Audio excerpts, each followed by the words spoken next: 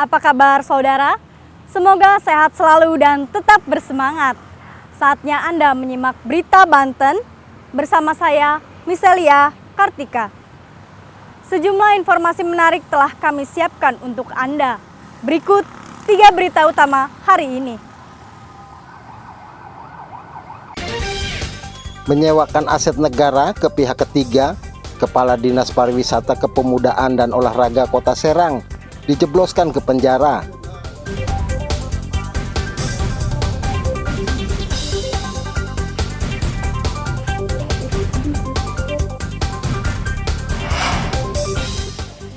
Bertahun-tahun dibiarkan, tumpukan sampah di sungai dikeruk.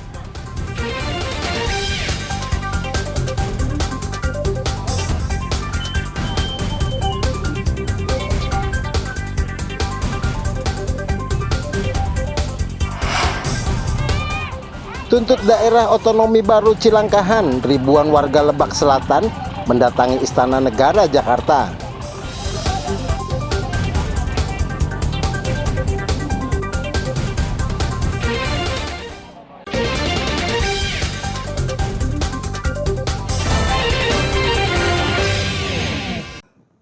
Terlibat penyalahgunaan aset negara berupa lahan kosong, Kepala Dinas Pariwisata Kepemudaan dan Olahraga Kota Serang ditetapkan sebagai tersangka dan ditahan Kejaksaan Negeri Serang. Sarnata langsung dibawa ke rumah tahanan kelas 2. Berdasarkan hasil pemeriksaan dan penyelidikan Kejari, diduga tersangka telah menandatangani perjanjian kerjasama penyewaan lahan kosong di kawasan Stadion Maulana Yusuf Ciceri Kota Serang yang dilakukan tidak sesuai prosedur. Namun, hasil dari penyewaan lahan kosong milik negara tersebut tidak masuk ke dalam kas daerah. Sementara itu, pihak ketiga selaku penyewa lahan sudah menerima keuntungan dari penyewaan tanah tersebut sebesar 456 juta rupiah. Hingga saat ini, Kejari Serang terus mengembangkan kasus ini untuk memastikan ada tidaknya tersangka lain. Kasus penyewaan aset pemerintah berupa tanah kosong lapak pedagang di kawasan Stadion Maulana Yusuf Kota Serang seluas 5.689,83 meter persegi. Itu kronologinya seperti apa sih, Pak? Jadi yang bersangkutan ini, si tersangka S itu melakukan perjanjian kerjasama dengan pihak ketiga tanpa melalui prosedur. Bahkan sebelum perjanjian kerjasama itu ditandatangani, minimal 2 hari sebelumnya harusnya sudah membayarkan uang sewa. Kenyataannya sampai hari ini uang sewa itu tidak dibayar, tidak ada pemasukan ke rekening kas umum daerah senilai sesuai dengan perhitungan jasa pelayanan penilai publik itu senilai 483.635.550 rupiah. Bahkan sudah menguntungkan pihak ketiga senilai 456.700.000 rupiah. Akibat perbuatannya, tersangka terancam pidana maksimal seumur hidup. Ariel Maranus dan Fajri Munawir melaporkan dari Kota Serang. Warga Kecamatan Jawilan, Kabupaten Serang digegerkan penemuan mayat pemilik toko material. Korban ditemukan tewas di dalam tokonya. Saat ditemukan, kondisi korban dalam kondisi tergantung. Penemuan jasad pemilik toko material tersebut setelah warga mencium aroma tidak sedap dari dalam toko material. Kecurigaan warga juga bertambah karena toko sudah tidak buka selama 4 hari. Untuk memastikan, warga kemudian menghubungi pihak kepolisian Polsek Jawilan. Dan benar saja, saat pintu dibuka, pemilik toko ditemukan tewas. Guna kepentingan penyelidikan, polisi langsung memasang garis polisi di sekitar lokasi. Tim Inafis dari Polres Serang yang datang ke lokasi langsung melakukan olah TKP. Saya kan sebagai Limas juga nggak tahu ini, nggak dikasih kabar, barusan doang. Katanya berapa hari, Pak? Bilangnya 4 hari katanya. Tapi posisinya bau ya?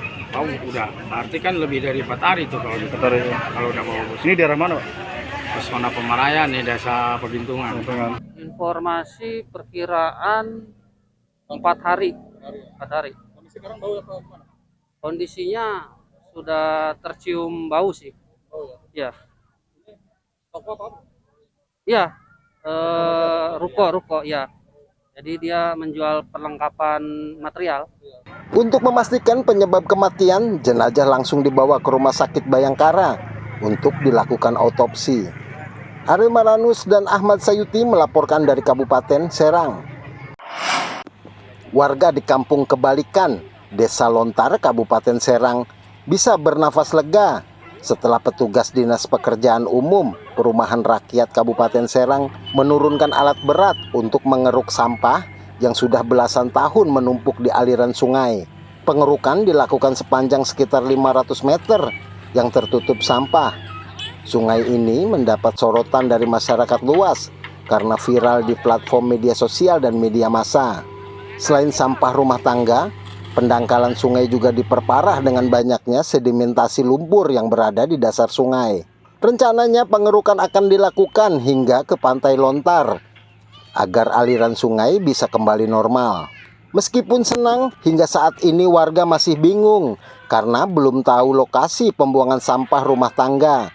Karena sampai saat ini Pemda Serang belum memberikan solusi dan fasilitas yang tersedia untuk pembuangan sampah. Udah berapa lama sih Pak sungai ketutup ini Pak? Udah puluhan tahun lah. Oh. Ini warga mana aja sih Pak yang buang sampah ke sini biasanya? Ya paling jauh Lontarnya aja Pak. Nggak mungkin orang jauh. Terus setelah dikeruk ini gimana? Warga buang sampahnya gimana ini? Ya seharusnya menyadari bagaimana caranya biar lancar, biar tenang, segalanya biar tenang. Gitu. Tapi sampai tadi pagi masih ada yang buang sampah di sungai katanya Pak, infonya gitu ya? Ya kemungkinan yang banyak yang kita tahu ya, gitu. Harapan dari warga gimana sih Pak buat pengelolaan sampah ini Pak? Seharusnya kan taruhin tempat yang layak atau ya daftar ke Pemda ya, biar lancar itu. Pengerukan sampah ini juga dibantu oleh 50 personel dari Kodim 0602 Serang. Nantinya personel TNI juga akan dilibatkan untuk memberikan edukasi dan sosialisasi ke warga tentang pengelolaan sampah agar tidak lagi membuang sampah ke sungai. Dengan alat ini 2-3 hari, namun masyarakat ya minimal 1 minggu pasti untuk finishing untuk menyelesaikan semuanya dengan jajaran Kodim maupun Polres. Kedepannya Pak, supaya kejadian ini tidak terulang lagi seperti apa Pak? Harapan kita memang edukasi, terutama edukasi kepada masyarakat sekitar ini, dan kita awali nanti kita bentuk tong-tong sampah sehingga dengan Pak Camat, Pak Lurah, Pak Kades untuk sosialisasi kepada masyarakat, dibantu dari Koramil dan Polsek, sehingga kepedulian mulai dari anak-anak sampai orang dewasa ini, sampah ini tidak hanya menjadi hal yang sia-sia, tapi bisa menjadi uang. Selain mengganggu aktivitas termasuk kesehatan warga, tertutupnya aliran sungai juga berdampak terhadap ekonomi warga karena banyak tambak warga yang tidak bisa dikelola karena tidak ada air laut yang bisa masuk ke tambak. Ariel Maranus dan Ahmad Sayuti melaporkan dari Kabupaten Serang.